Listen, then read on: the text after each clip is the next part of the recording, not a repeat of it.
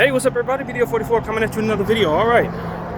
So, still in the mood to talk about the Lakers. I haven't been in the mood to do any therapy sessions as of late, so I'm gonna keep talking Lakers.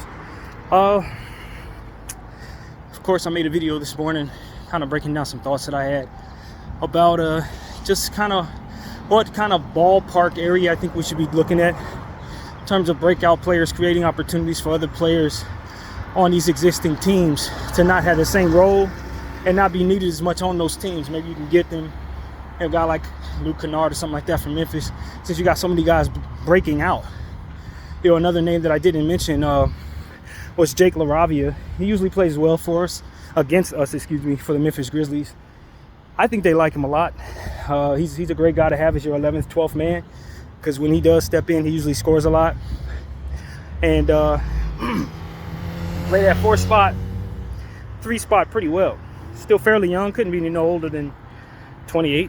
Has had some injuries, but I think he's shaked off those injuries pretty well. Last time I saw him, since coming back from injury, he played great. So, not a guy that gets a lot of minutes. Been in Memphis pretty much his entire career. He's probably been there for about 6 or 7 years, but he's pretty good. And I think he's probably dirt cheap and would boost to the Los Angeles Lakers bench quite a bit. So, that's somebody I would look for. You know, you can't break the mold right now as it pertains to finding the perfect trade, but the little trades, the little ones, are the ones that you want to see if you can entice somebody to take a 2nd round pick and maybe a Cam Reddish and get like a $4 million guy that you know has some cachet in the because really I don't want to overpay for bench, overcorrecting the bench problem, only to find out that JJ is going to shrink the bench to 10 anyway. You know what I mean? Like, that's a real thing. You don't want the guy to be too valuable in terms of paying him. Now, if we get a guy and he raises his value, that's great. But as far as us spending the price tag to get him, at the end of the day, you're still buying him. You're still getting a bench player. You know, in this conversation, we're not necessarily looking for anybody that's going to be,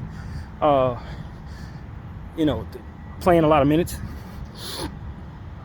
but a few somebodies who can come in and just give Austin Reeves a couple extra breaks. If he wants to play 82 games, maybe that's not the greatest example, but a legitimate backup point guard for D'Lo that can facilitate and maybe play some perimeter defense.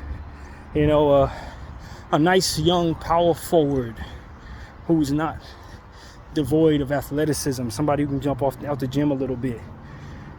Obviously a rim protector, somebody who can block a shot or two. And I think we could use a little more shooting too. Maybe 1 or 2 more guys that can hit 37% from behind the arc, 35%. They don't have to be world beaters. Just good shooters that can hit a shot when asked. That's the type of thing I think the Lakers could benefit from. A 8th guy, a 9th guy, and a 10th guy. That's it. Somebody who can make it so that we're not relying upon Max Christie to play any minutes. If he's not playing well, rather, somebody who's not going to make it so that we are forced to play Cam Reddish. Those are the kind of guys we need, man. More reliable players in that way, and somebody who's not going to be missing too much, not somebody overly injury prone. That would be helpful. So I don't think the Lakers have major changes that need to be made. I really don't. Looking at our starting lineup, I would love to replace D'Lo with somebody who's a bit more athletic defensively. Somebody who can still hit shots, but is probably more likely to get to the rim. But I don't know how realistic that is. That player, I don't know that they are existing in that price range. So some things you just gotta live without. But having a terrible bench is gonna make it so that we're forcing guys into injuries, more or less, getting overworked. And from what I understand, the type of changes that JJ Redick is implementing requires you to be in hell of a shape. You're switching all the time. It's a lot more movement. These guys have been rocked to sleep by Darvin Ham's stand-around offense for the last 2-3 years. So it's not like they are ready for this necessarily, condition-wise, in theory. So that's why I think it's important that you bring in some guys that maybe can run that a bit better. Just in general, you know what I mean? We need some depth, man. At the end of the day, we need some depth. And it takes something good to get something good. Unfortunately, you can't give away trash and get nothing great. So if you're going to make a trade, you got to understand that somebody's going to want something that you don't want to give up. And in that, you just have to swallow the loss, weigh what happens when you move said player versus what happens when you bring in whatever's coming back. And if you like what you get over what you've given up, then that's just how you win in this situation. But, you know, it's no perfect science, man. If there was an easy way to build a champion, everybody would have a championship caliber team. So Lakers just got to make some good decisions as it pertains to improving the bench and making sure they don't mortgage up their future and sending away all kinds of future picks so that, you know, you can do that. You don't want to do that. So that's my point of view. I don't think it's necessary. We do have some decent upside pieces, you know, if we're willing to move them.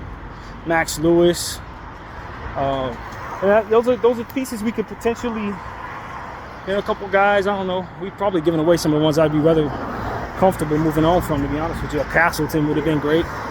You know, if I knew Castleton had some value on the market, I probably would have suggested that we trade him. Now, I don't know.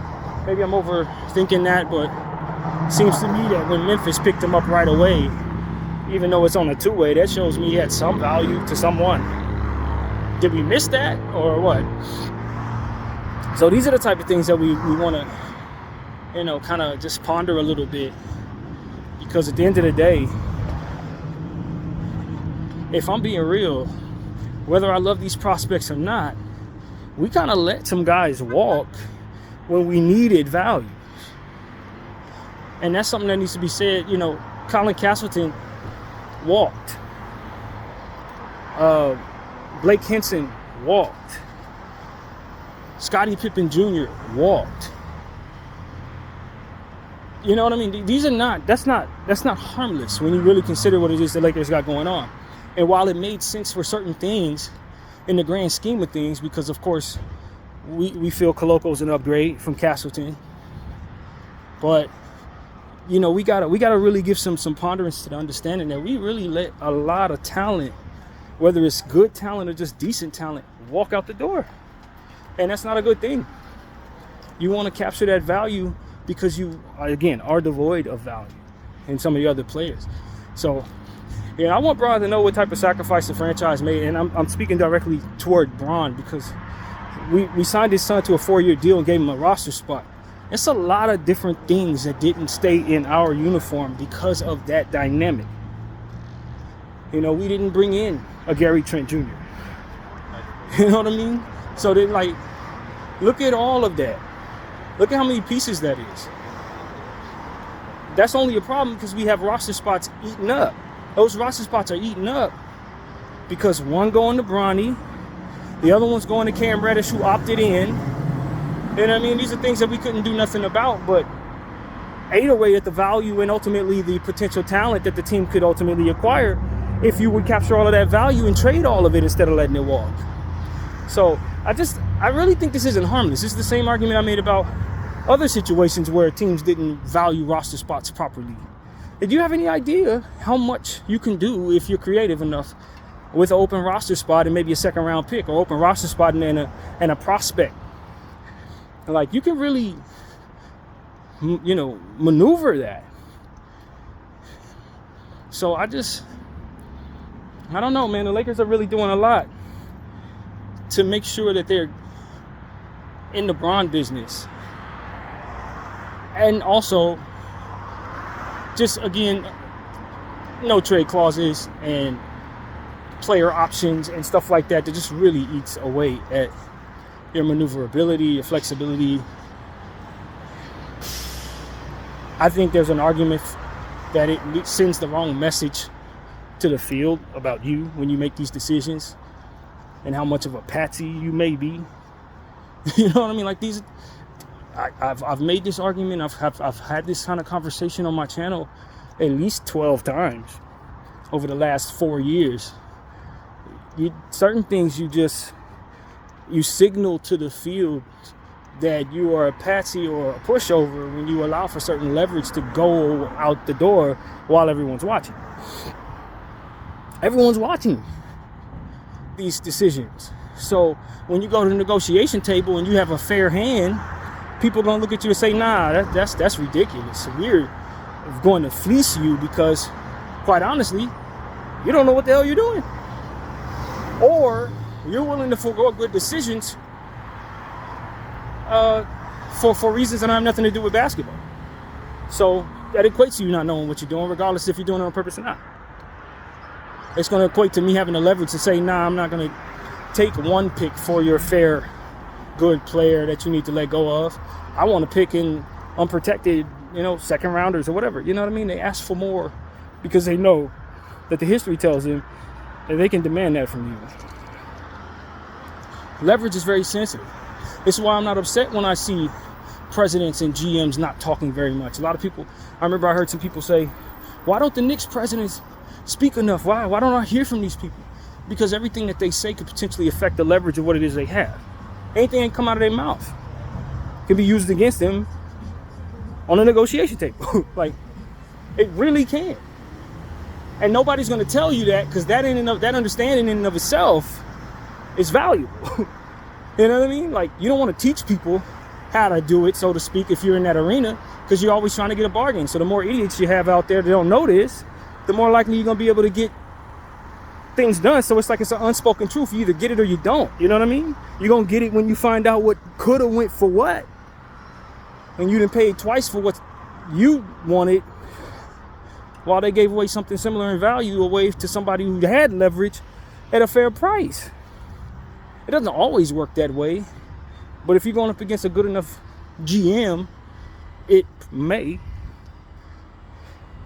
And so it's a lot of things that affect your leverage. It's a lot of things that are going on behind the scenes that also affect how price tags are looking. And the Lakers need to start playing that game a lot better. They need to play that game a lot better, man. We're playing to keep the superstar game well, but we're playing to have leverage in negotiation game bad.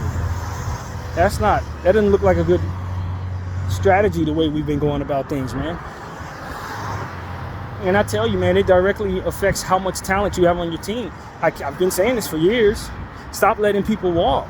Stop signing up for situations where you're, letting people leave out your team without, being able to capture that value, because it does directly affect the roster itself in future years. It is why we have a small bench that doesn't really have a lot of talent on it. It's because some of that needed to be captured and valued. And so leading up to this point we're in, this is the conversation I've been trying to get the Lakers to really understand. I've been saying this to you guys for years. And now that we're in this space, it's clear that this is what has happened to us. All these little moves that we made, allowing for our team to not have leverage, and all the little moves that we made, ultimately for Bron, and because other guys are trying to negotiate certain things and you just gave it to them when you probably shouldn't have. Those are the things that make it so that you have such a bad bench right now, ladies and gentlemen. We didn't stumble into that. Giving the mid-level exception to the wrong guys. Now these things, they add up, man. They really add up. And that's why I tell you, when you want to give away picks and stuff for role players, you're further eating away at that value. This is what ends up tumbling forward in the future. It just gets worse from here. That's why it's foreseeable that certain teams, unless they find something lucky in their situation, they're going to have some tough times. The Clippers are going to have some really tough times with this Kawhi Leonard thing. Paul George walked. It's going to get bad around there. Like, really bad. And I don't think people really understand that. But they've let so much of what was valuable walk instead of capturing it in value in trade or making it work for them somehow. That stuff really hurts you, man. And so we're going to see what it turns out.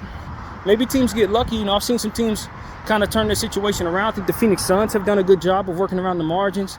They got lucky and drafted a Ryan Dunn, Ulrich Chomchi, like getting that quality in the second round can really hold them down with a good bench while they have so much of their money wrapped up in 3 players and so far over the cap in such a way that puts them in the third apron or whatever. They don't necessarily need to,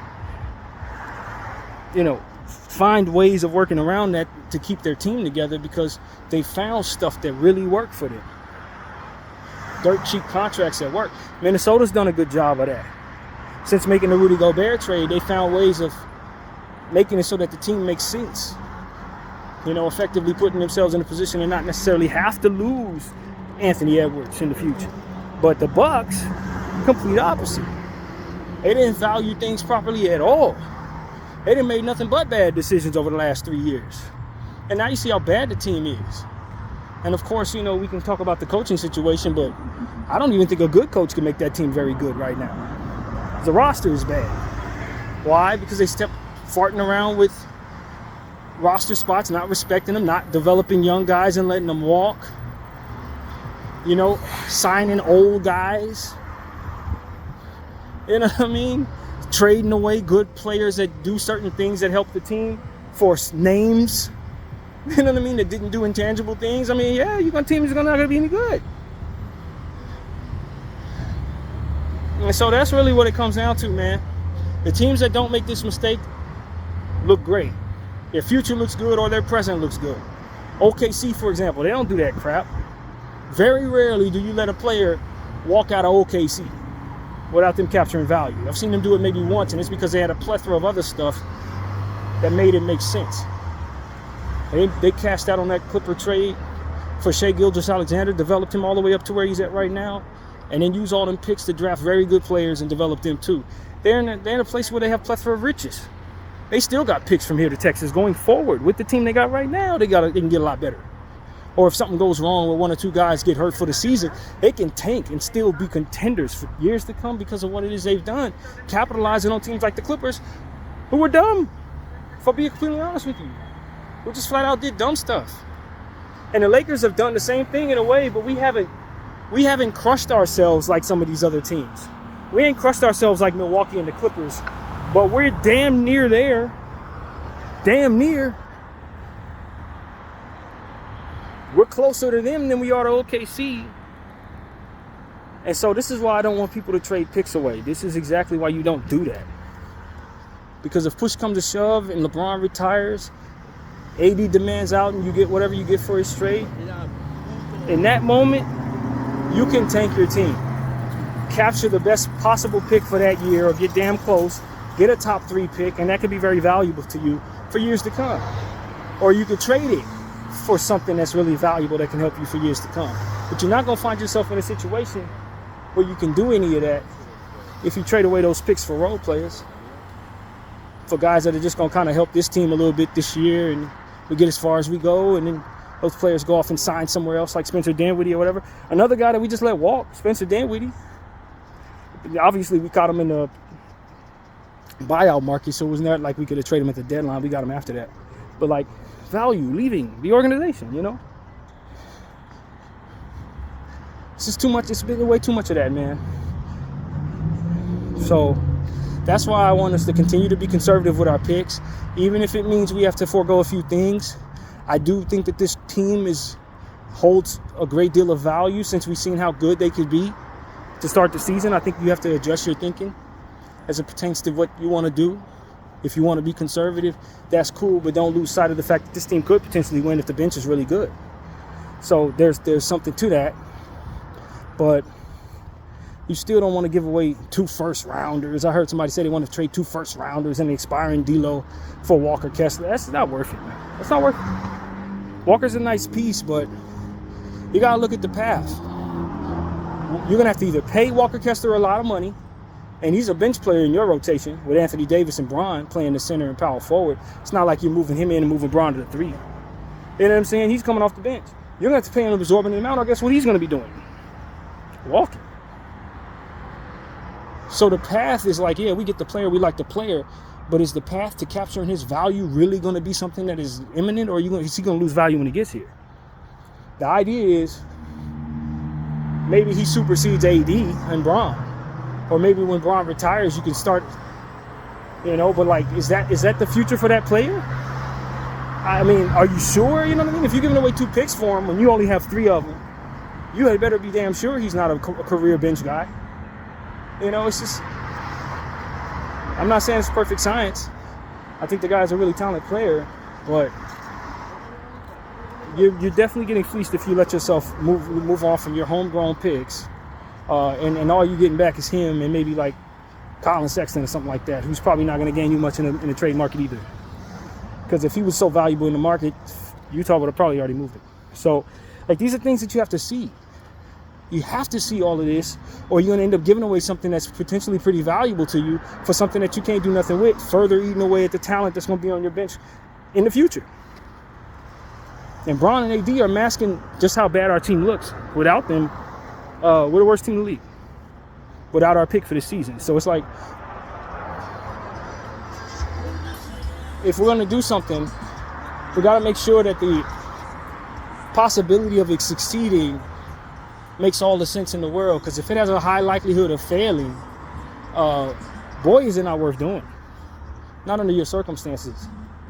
So I get it, people. The team is good. We need a few things. I can argue that we can, let's make some moves. But what is the cost of those moves? And what is it going to cost us in the future? And how bad are we going to be for doing those things in the future? And how unhappy will that make us? And it's like, if it's going to make us way more unhappy than this circumstance is guaranteed to make us a champion, then obviously it shouldn't be done.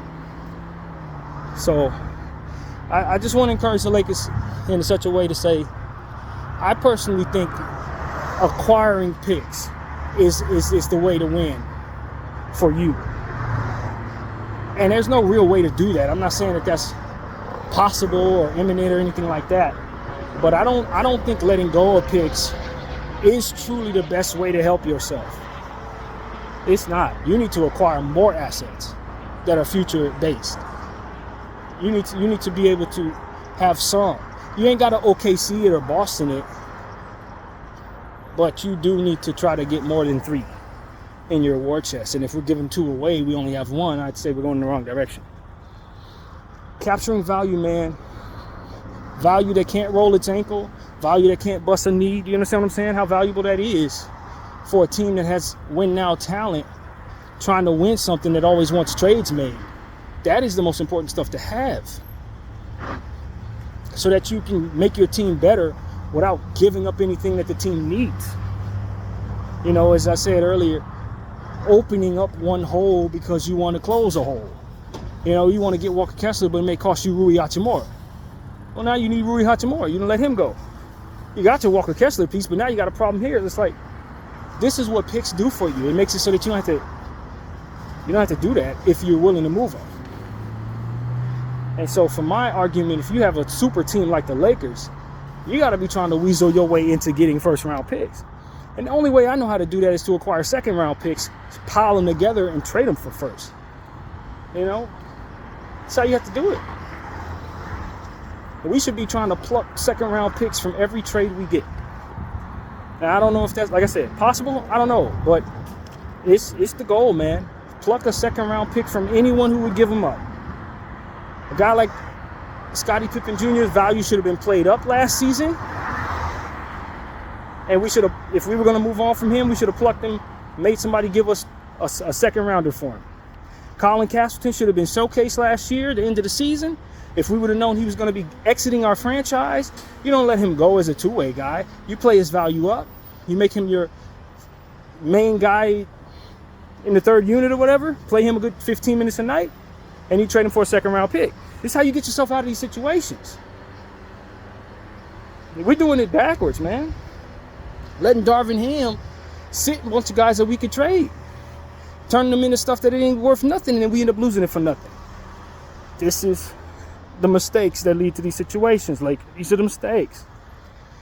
Taking on a Gabe Vincent. Gabe Vincent, man, I got on him. You don't need to hear that spiel again.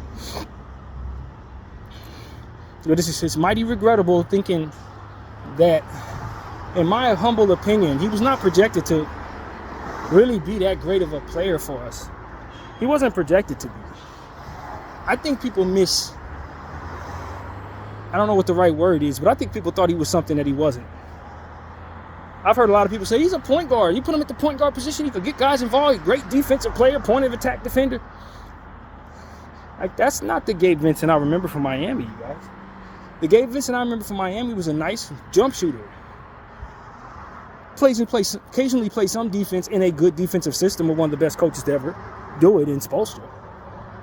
But like, he had like 15 points. I remember one random time where he had some fantasy value. I picked him up for like a good week. He ended up getting hurt. I ended up dropping him right after that.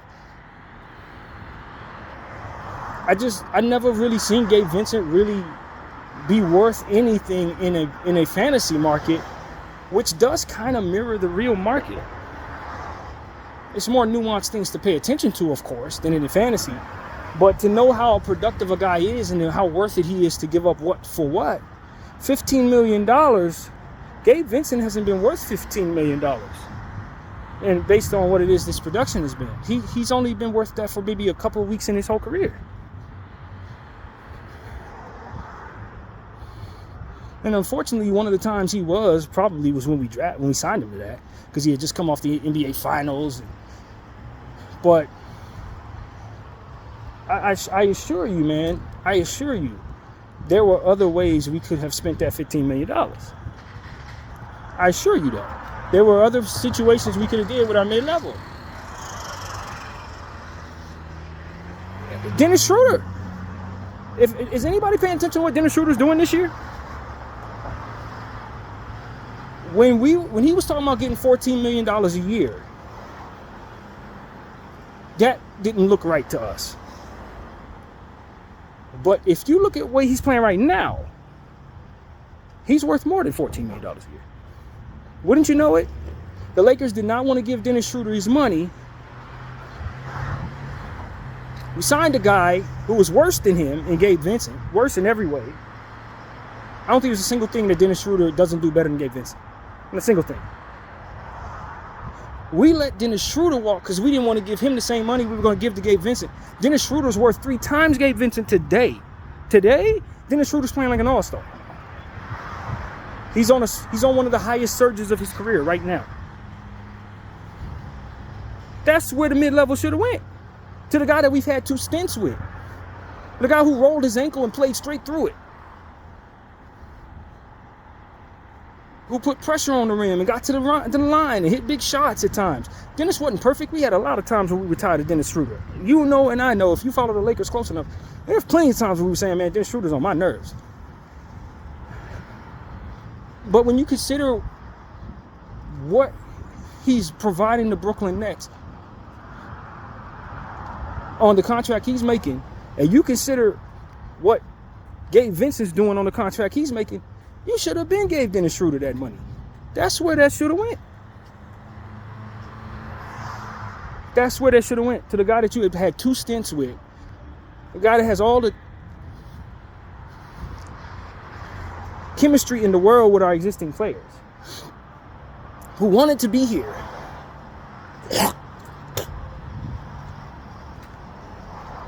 I'm sorry, LA. I'm just aware that some of the decisions that we made, they didn't really project to be that great of decisions when we made them.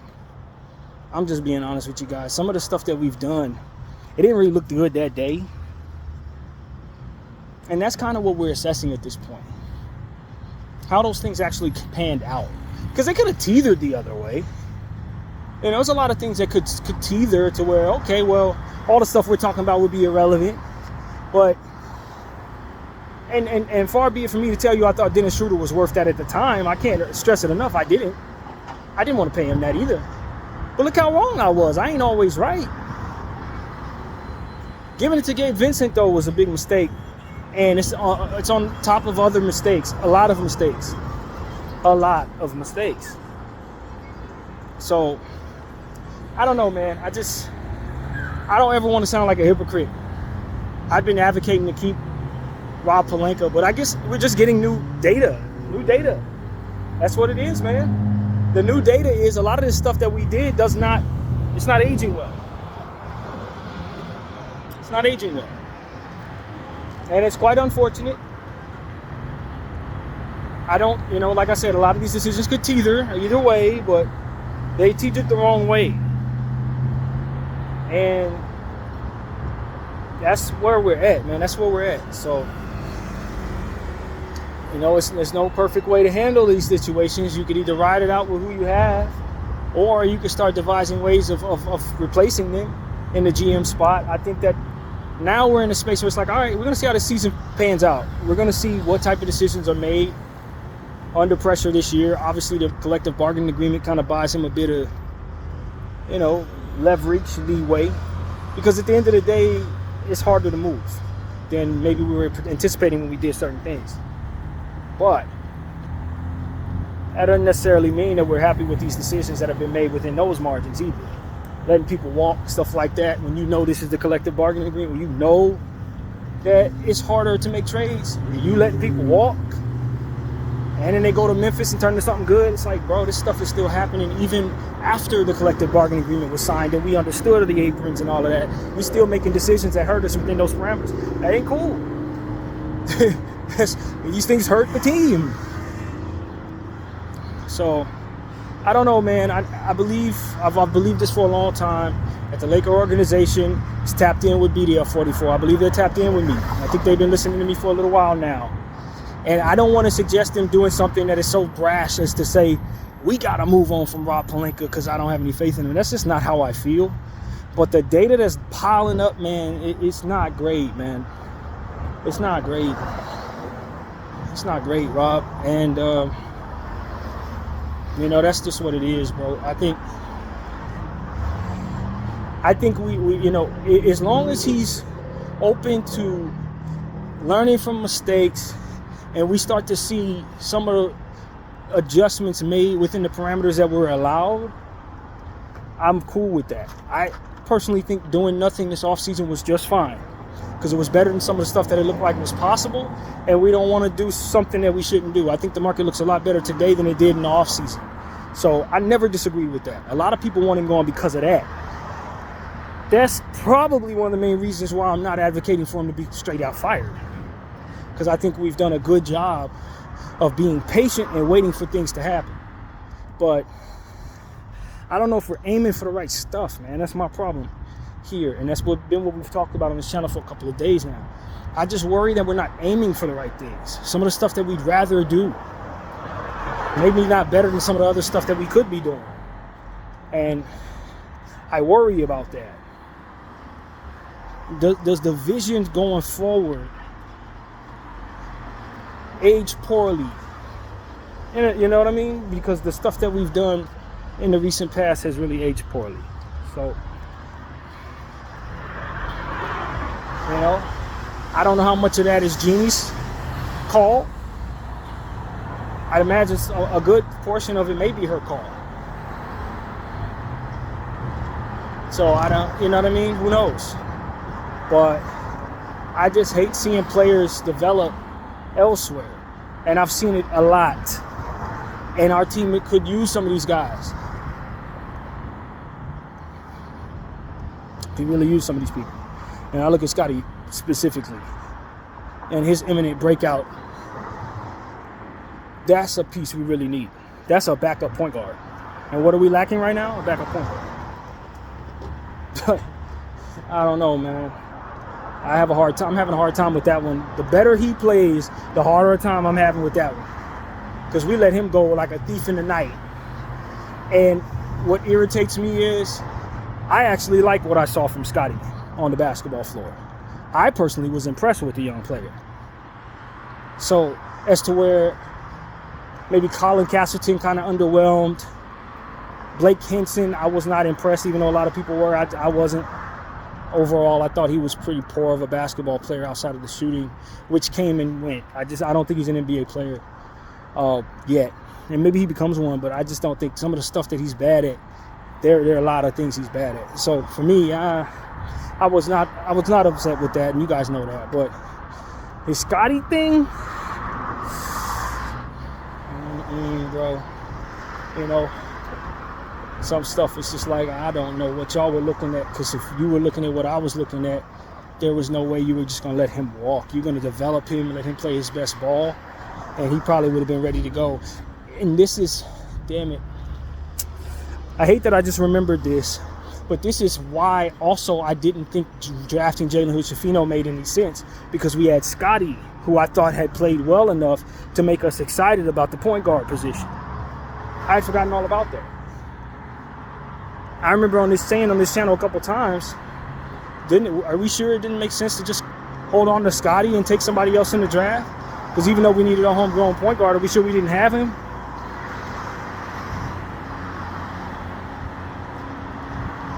Yeah, that was a big part of the conversation that around that time. So I think I might have even said that before the draft, to be honest with you, when I was trying to debate randomly on what I wanted to do with the 17th overall pick. I knew Jalen would be available. I'm like, I'm not sure I should go point guard. I didn't think Cam Whitmore would be available, but like, just in general, I didn't know that if we weren't just drafting a redundancy if we kept him. If we took Jalen, knowing that we had D'Lo and Scottie at the time, Dennis Schroeder, I think, was still on the roster. So for me, it was like, this is a bit of a redundancy. I don't really need a point guard that bad, especially a project. Scottie's on project. I got him. I wasn't super high on Scottie. I didn't know if he was going to develop to be a real, I thought he'd be a bench guy, you know what I mean? I didn't think he'd be this good. But he was good in the sense that when he was on the floor, he was impactful. He gets steals, driving at the rim, taking on punishment, bouncing right back up, pounding people on the defensive end. Like, he had some skills on both sides, and we were lacking two-way players. And he had a never say die kind of attitude. I remember one game he played, he was rushing us back into the game. He ended up, if I'm not mistaken, did he get hurt or something like that? I think he was playing well. No, I'm probably getting it mixed up with when we last saw him with Memphis and he got hurt. I think that's how that went. I don't remember. Clearly, he was a part of the circumstance where the kid got hurt while playing well, to my eyesight. I don't remember if it was for us or last time we saw him in Memphis, but the point is, he's impressive. He's been impressive when we've seen him. So for us not to use the kid in a way that allows us to capture his value, I'm having a tough time with that one, seeing what he's turning into. So, yeah, man, I don't know, Laker fans. I think at the end of the day, we've always been critical of the Knights of the Round Table thing that we have going on, where we let so many people kind of have say so on what happens. And, I just wonder if we finally found ourselves in a situation where that hurt us. Some of the decisions that we made as a group may have just finally bit us in a way that hurts too bad. You know what I mean? Little decisions that were made with that think tank just may have put us in this space. I just don't know, man. I just don't know. I don't know. But I really want to see the Lakers make better decisions going forward. However that goes, if it's going to be Rob Pelinka and the Knights of the Round Table, learning from our mistakes is obviously what we're assessing going forward. But even as that's the case, a lot of the stuff, of course, we're living off of are mistakes that have already been made that we have to live off of and kind of live with right now. It don't sit right when the team is so close to being a really good team. That's the part that makes it tough. Your team can win if you just have a couple other extra bench players that could really go. Mainly some guys that you gave away. I think about what would happen if we would have kept Josh Hart out of that trade for AD. Would he have developed into what we see him as today? One of the most durable, capable of staying on the floor all game long for 48 minutes players in the game. Plays hard. Like, how good would Josh Hart have been if we just never moved him? Because he was sort of a throw-in to that trade. I don't know that trade doesn't get done if we don't find another way to allocate those funds instead of moving Josh Hart. Some stuff you give up on too soon, and that's what I'm worried about of what we're doing now. Jalen Hood-Schifino, is he going to turn into something? We're all in unison about the idea that letting him go is a good idea. It doesn't necessarily mean we're going to appreciate that decision 5 years from now. I'm sick of that. I'm sick of that. I'm sick of looking around all the league and finding a bunch of good role players that we gave away. Jordan Clarkson, Larry Nance Jr., Julius Randle, B.I., all the guys that we let go of, for better or worse. Obviously, a lot of these guys, and I'm just mentioning part of the AD trade, clearly I'm happy AD's here. But it's just so much stuff that we brought ourselves. AC, Jay Huff. Now he's starting to kind of come along with Memphis as well. There's so many dudes that we brought to ourselves naturally, drafting them or picking them up through our farm situation, that are now just running amok in the league, doing great. Every other team has a Laker on it, basically. And then I look at our bench and we just a sad bunch, man. A sad bunch. Like literally. I can't help but regret that. I can't help but look at these players and say, man, if they just come back, look how much better we'd be if we get back everything we lost. How good would the Lakers be if we got back everything we lost over the last 6 years? All the role players. Like, my God, man, we'd have the best bench in basketball. So I'm saying to you guys, at some point in time, we got to realize that a lot of our decision making puts us in a space where that's going to continue going forward too. Some of the guys that we don't think are great prospects right now, for all I know, this is just going to continue to be the same thing. More of what we had to let go of. Malik Monk. Malik Monk was somebody who was almost out of the league when we got him. Charlotte was barely even playing this dude. He looked like he wasn't going to get off the ground. We weren't even sure he was going to really make the team when we picked him up. Didn't even want to give him our mid-level exception because he was so unproven. Now look at him. It's just like, we have too many of these situations, Laker fans. It's too many. And now look at Lonnie Walker. He's out on the waiver wire. And then I look at our roster situation and realize we could use Lonnie Walker. You bring him in right now, he's probably your 5th or 6th best bench player. Hey, buddy. And so that's really what it comes down to. Can we find a way to right our wrongs and maybe bring Lonnie back to the Lakers this season? Because he was never somebody that we actually wanted to let go of. He does things that we actually need done, like being athletic and putting pressure on the rim. He's proven to do great things in our uniform. Great things. Not just good things, but Game 4, Lonnie Walker the 4th, wearing number 4, we ain't forgot that. If the league doesn't have any value for this guy, if anybody should have value for him, it's us. Because he played his best ball in our uniform. He's out there probably about to sign with a Chinese team or something.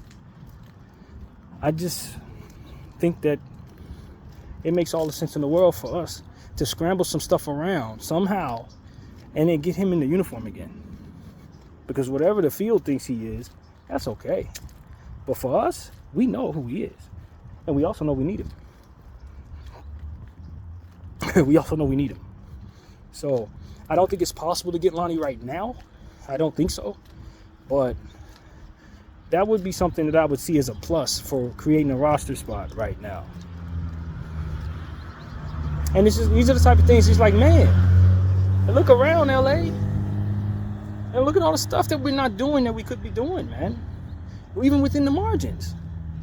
If we just choose differently than what some of the stuff.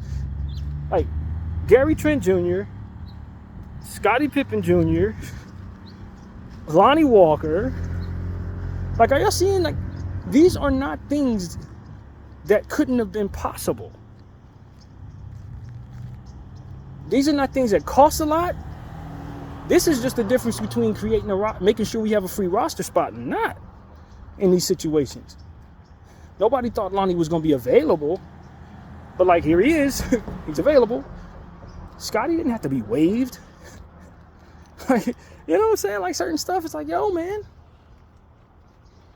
there's your bench right there. Even after bad, horrible cap mistakes, little things that still hurt us to where our bench is horrible. So I don't know, man. Look, A lot of this stuff can't be fixed overnight. We're stuck with what we have right now until we can find a trade, and nobody's going to really want to make a trade for us. So I'm probably screaming at the wall about a lot of this stuff. Don't get it twisted. I don't think these are things that they could just fix right now. If they could, they would.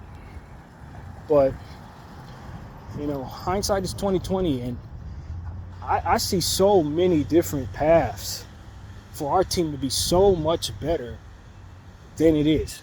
So many different little choices that we made as a franchise that left us with this bad bench, when if we would have just did some small things that don't really cost that much, your bench is suddenly pretty good. You know what I mean? Not big deals. They ain't trading no picks or any of this. This is just choosing the right people to keep and letting go of people that should be let go of, and not giving people, you know, leverage to ruin our roster spots.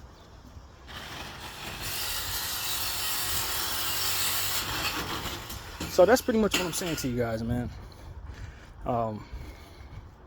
Yeah, I know that as an organization we want to do certain things, but it's really costing us and it's keeping talent out of our uniform. And if you notice how this trickles out for a lot of teams, you end up putting a lot of pressure on your starters to play more because you can't trust your bench, and then your starters get hurt any damn way. The very people that you're doing all this to make happy end up hurt. And you're sitting there looking around, you know, unhappy about it. So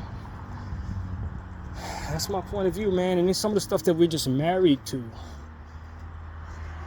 Are we assessing things properly? That's all I'm saying. Are we assessing things properly? We'll wait to the ends of the earth for Vanderbilt to come back.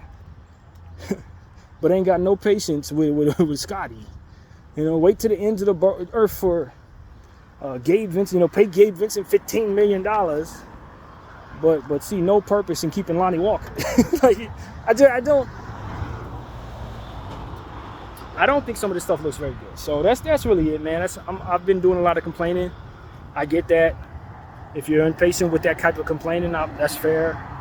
I really get it. But that's how I'm looking at my team right now. If I thought my bench was decent, not a complaint. If I thought my starters weren't very good, not much of a complaint. Because at the end of the day, the starting unit would suck, and so, you know, the team would suck. That's it. But that we have a very good starting unit that's been proven to win, to be able to win. Now, I worry that I just don't have enough to make it so that they have that best opportunity to win. BDO 44, I thank y'all for watching.